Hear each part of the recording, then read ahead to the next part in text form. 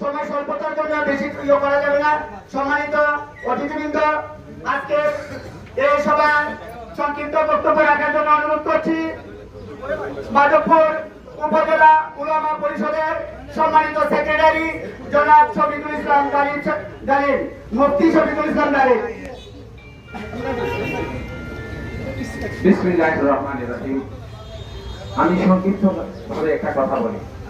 আমিন ভাইকে এখানে নতুন করে পরিচয় করিয়ে দেওয়ার কিছু নেই।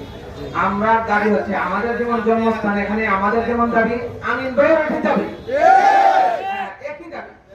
আমাদের বলার কিছু নেই, বোঝানোর কিছু নেই। এখানে ভূত কলের কিছু বোঝানোর দরকার নেই।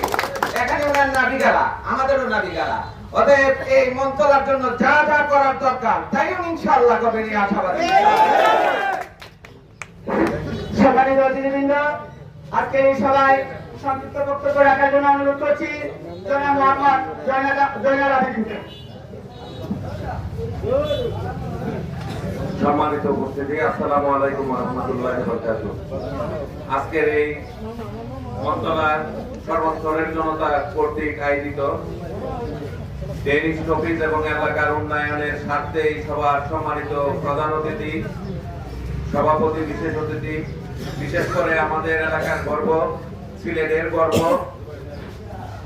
আন্তর্জাতিক ট্রাইব্যুনালের chief prosecutor advocate Aminul Islam ভাই, উপস্থিত মাধবপুর উপজেলার সাবেক vice chairman Sufia Akter Helen আপা সহ এলাকার গণ্যমান্য ব্যক্তিবর্গ, সকলকে ঈদের শুভেচ্ছা জানাই। ঈদ মোবারক।